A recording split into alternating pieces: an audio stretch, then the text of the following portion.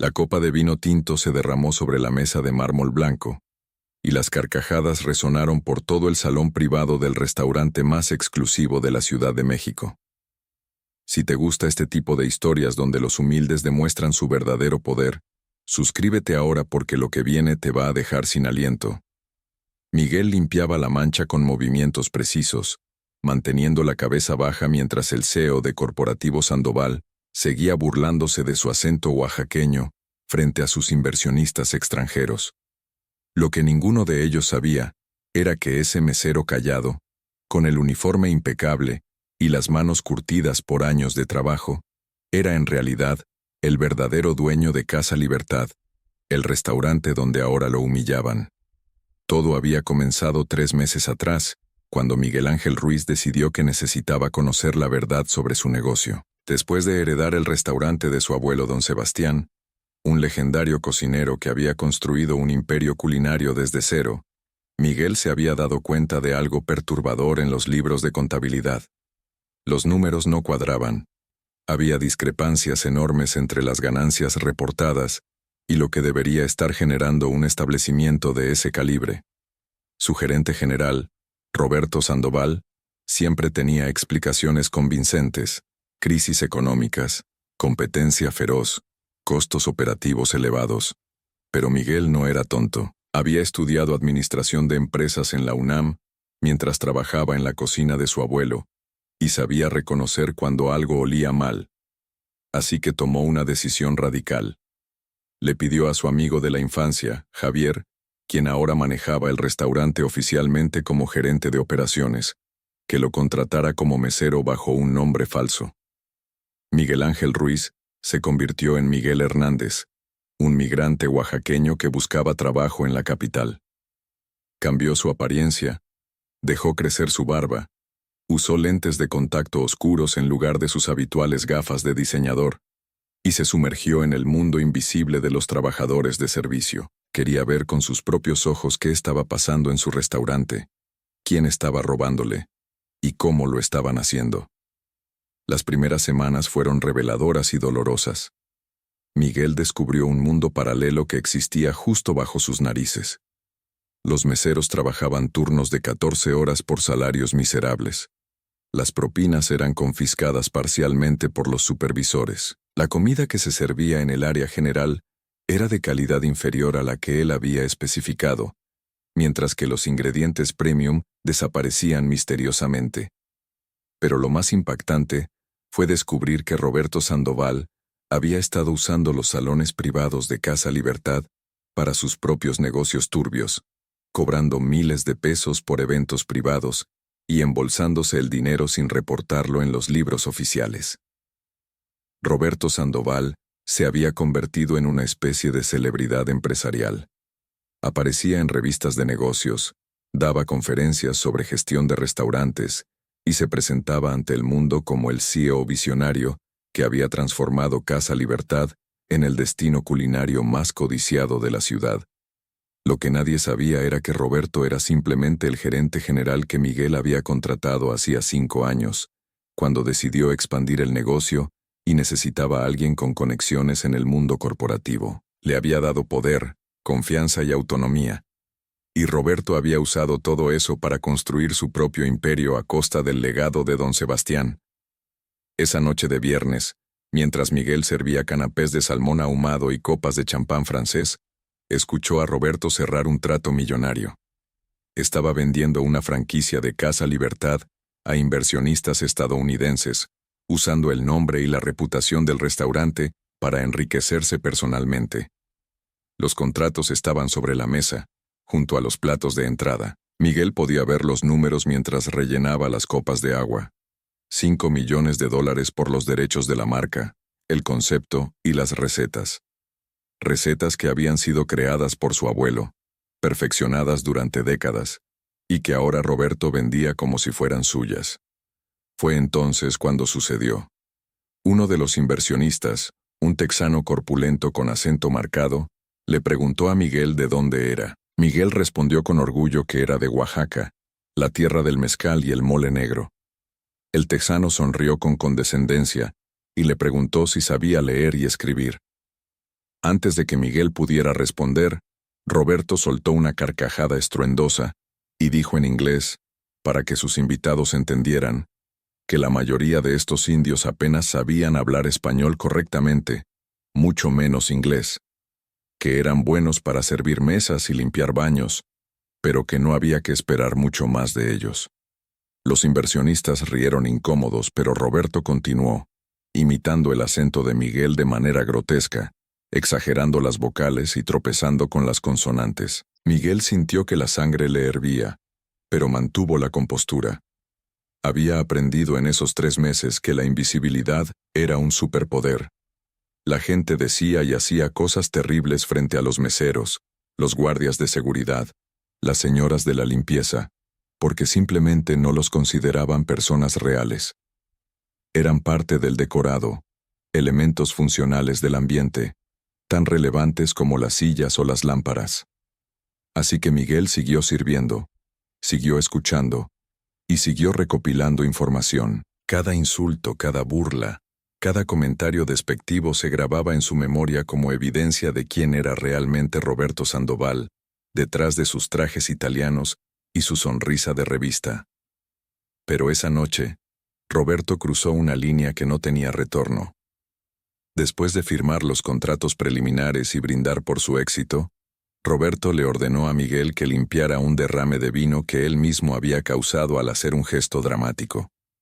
Mientras Miguel se arrodillaba para limpiar el líquido rojo que manchaba la alfombra persa, Roberto puso su zapato de cuero italiano sobre la mano de Miguel y dijo, con una sonrisa cruel, que así era como se mantenía a esta gente en su lugar, recordándoles constantemente cuál era su posición en el mundo. Los inversionistas ya no reían. Algunos miraban hacia otro lado, incómodos, pero nadie dijo nada. Nadie defendió a Miguel, y eso fue exactamente lo que él necesitaba ver. Miguel se levantó lentamente, pidió disculpas con voz suave, y salió del salón privado. Fue directamente a la oficina administrativa, donde Javier lo esperaba con una laptop y una conexión segura. Durante los últimos 3 meses, Miguel no solo había estado observando, había estado documentando todo. Fotografías de los libros de contabilidad alterados, grabaciones de audio de Roberto admitiendo sus fraudes, testimonios de empleados que habían sido amenazados y extorsionados, copias de contratos falsos, evidencia de evasión fiscal, y ahora, los documentos de venta fraudulenta de una franquicia que Roberto no tenía derecho legal a vender. Javier había estado trabajando en paralelo con el abogado de la familia Ruiz, el licenciado Mendoza, un hombre mayor con 40 años de experiencia en derecho corporativo. Habían preparado una demanda exhaustiva, una auditoría forense completa y una estrategia legal que no dejaría ningún cabo suelto. Pero Miguel quería algo más que justicia legal. Quería que Roberto sintiera exactamente lo que él había hecho sentir a tantas personas. Quería que experimentara la humillación, la impotencia y la revelación devastadora de que todo su poder era una ilusión. El plan se ejecutó con precisión militar. Al día siguiente, sábado por la tarde, Casa Libertad estaba completamente reservada para un evento especial. Roberto había organizado una cena de gala para celebrar el acuerdo de franquicia con los inversionistas estadounidenses. Había invitado a periodistas de las principales revistas de negocios, influencers gastronómicos, otros empresarios del sector y hasta algunas celebridades locales. Iba a ser su noche de gloria, el momento en que Roberto Sandoval se consolidara como el magnate restaurantero más importante de México. Miguel llegó temprano, como siempre, con su uniforme de mesero impecable. Pero esta vez llevaba algo extra en su mochila, un traje Hugo Boss gris oscuro, una corbata de seda azul marino, y los gemelos de oro que habían pertenecido a su abuelo. Los guardó en el casillero del personal y procedió a trabajar como cualquier otro día. Sirvió aperitivos, llenó copas, y escuchó a Roberto presumir ante sus invitados sobre su visión empresarial y su capacidad para transformar un restaurante familiar en una marca internacional.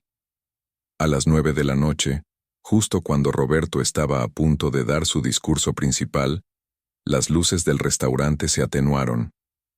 Una pantalla gigante descendió de la pared principal del salón. Roberto miró confundido hacia el área de control técnico, pero antes de que pudiera decir algo, la pantalla se iluminó con el logo oficial de Casa Libertad, el mismo que don Sebastián había diseñado hace 50 años, una representación estilizada de un nopal con las pencas formando la silueta de una casa. Entonces comenzó el video. Era una producción profesional, editada por un amigo cineasta de Miguel. Mostraba la historia real de Casa Libertad, desde sus humildes inicios como una fonda en el mercado de la Merced, hasta convertirse en el restaurante icónico que era hoy. Aparecían fotografías antiguas de don Sebastián cocinando, testimonios de clientes que habían sido fieles durante décadas, y finalmente, la presentación del verdadero dueño, Miguel Ángel Ruiz, nieto del fundador y heredero legítimo del restaurante. La confusión en el salón era palpable. Roberto había palidecido. Los inversionistas murmuraban entre ellos. Los periodistas habían sacado sus teléfonos y estaban grabando todo.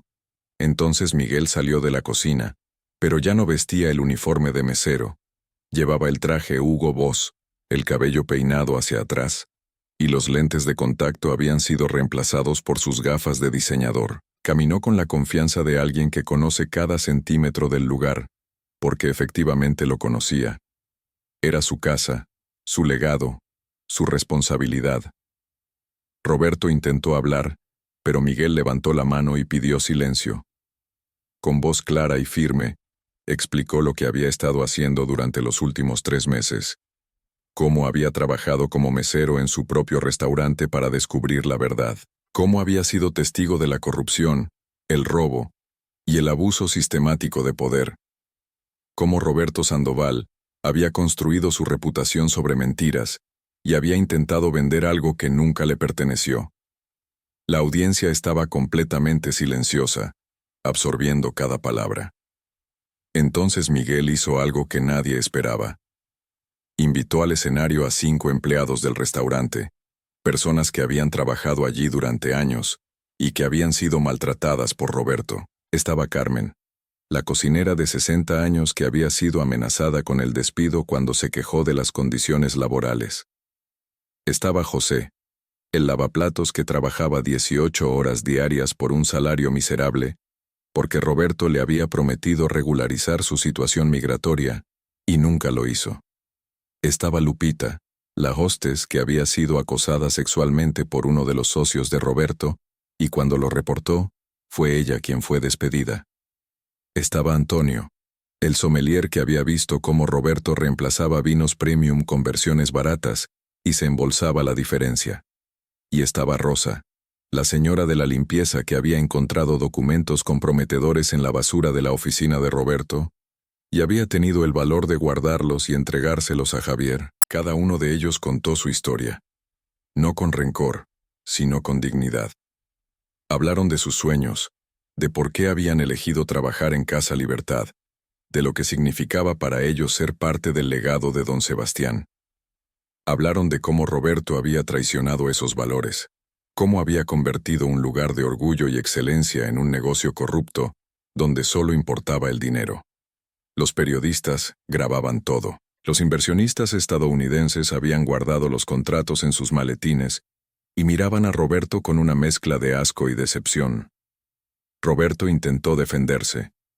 Gritó que todo era una conspiración, que Miguel era un niño mimado que no entendía cómo funcionaba el mundo real de los negocios, que él había sido quien realmente había hecho crecer Casa Libertad, quien había traído a los clientes importantes, quien había puesto el restaurante en el mapa internacional, que sin él, el lugar seguiría siendo una fonda mediocre para turistas nostálgicos. Pero su voz sonaba desesperada, y sus argumentos caían en oídos sordos.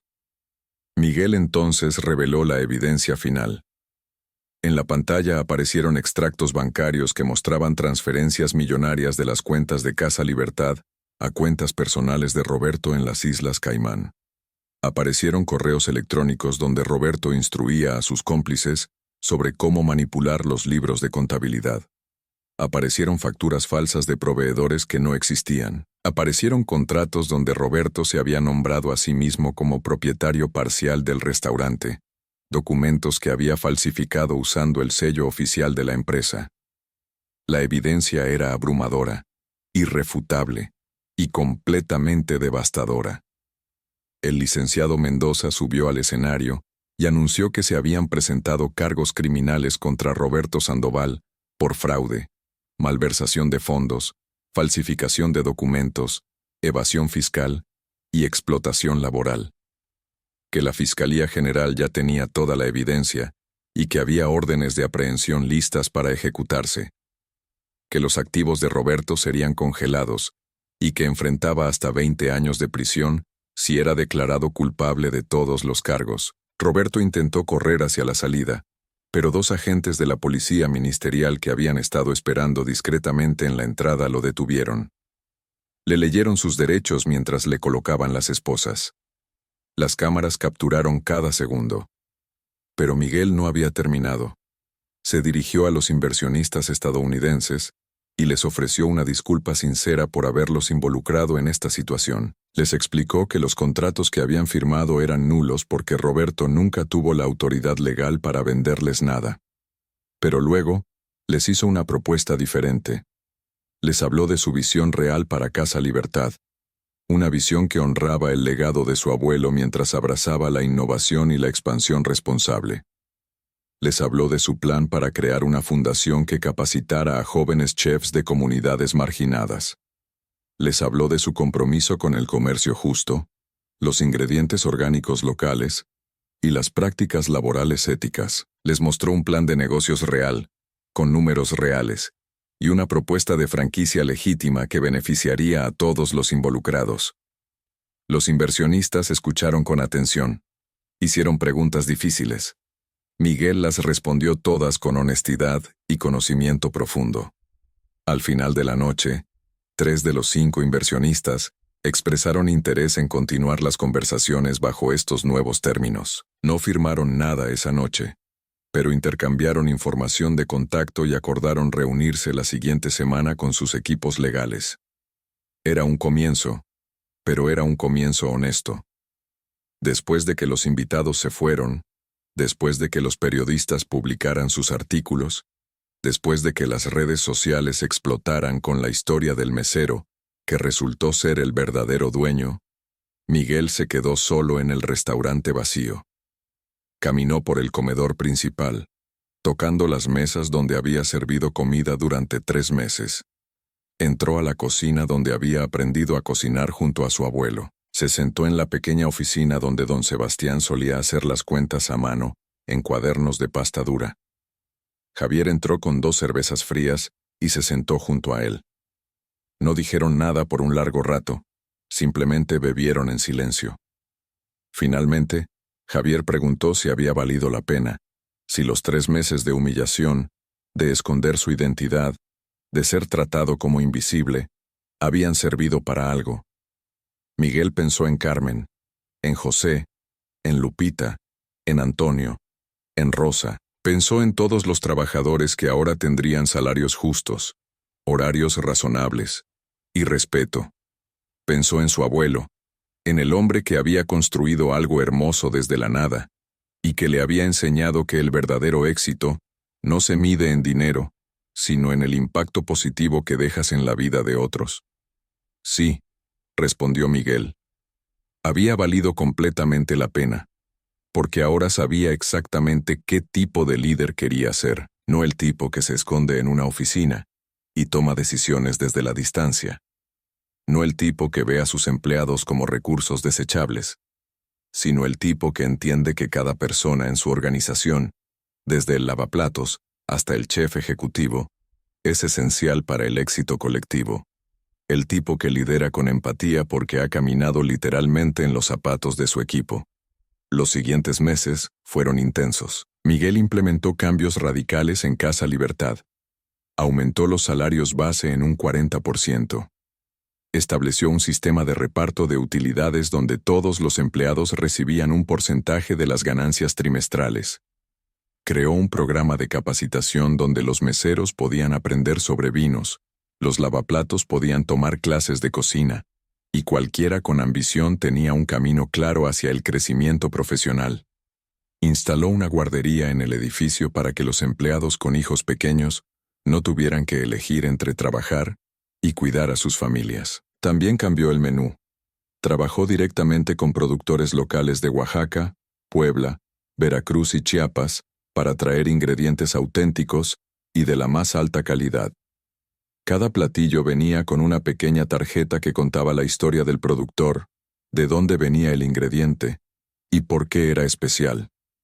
Convirtió la comida en una narrativa, en una conexión entre el comensal y la tierra, entre el presente y la tradición. Los clientes amaban esta autenticidad. Las reservaciones se dispararon. La historia de Miguel se volvió viral internacionalmente. Apareció en CNN, en la BBC, en el New York Times. Lo invitaron a dar charlas TED sobre liderazgo auténtico y justicia laboral. Escribió un libro sobre su experiencia que se convirtió en bestseller, pero lo más importante para él fue el impacto local.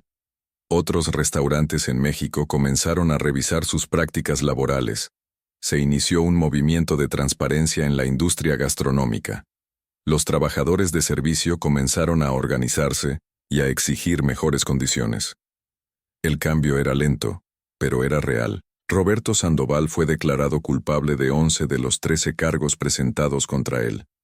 Fue sentenciado a 15 años de prisión y obligado a devolver más de 30 millones de pesos que había robado durante su gestión. Su reputación quedó completamente destruida. Las revistas que antes lo celebraban ahora publicaban artículos sobre cómo había engañado a todos. Las universidades donde había dado conferencias borraron su nombre de sus registros. Se convirtió en un ejemplo de todo lo que está mal en el mundo corporativo, de cómo el ego y la avaricia pueden corromper incluso a las personas que aparentan ser exitosas. Pero Miguel no sentía satisfacción por la caída de Roberto. Sentía tristeza por el desperdicio, por el potencial que Roberto había tenido y que había elegido usar para el mal en lugar del bien. Sentía responsabilidad por no haber prestado atención antes, por haber confiado ciegamente y no haber supervisado adecuadamente. Esas lecciones las llevaba consigo cada día, recordándole que el liderazgo no es un título, sino una práctica constante de vigilancia, humildad y servicio. 5 años después de aquella noche reveladora, Casa Libertad se había expandido a 6 ubicaciones en México y 2 en Estados Unidos.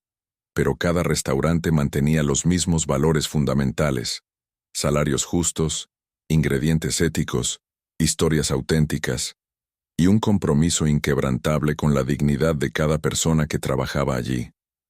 Miguel había creado un modelo de negocio que demostraba que era posible ser rentable sin explotar a nadie, que el éxito y la ética no eran mutuamente excluyentes.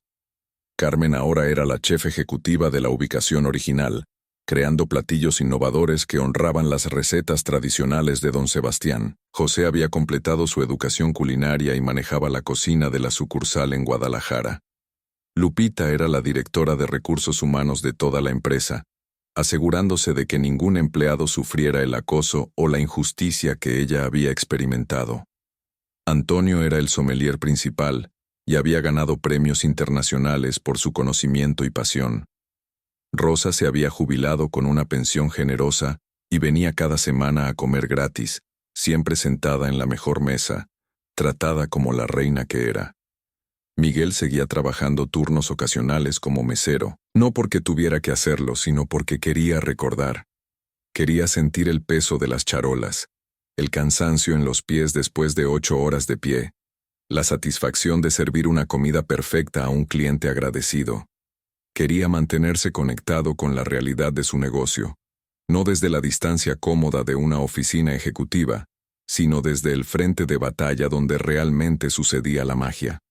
Los clientes que lo reconocían a veces se sorprendían de verlo sirviendo mesas.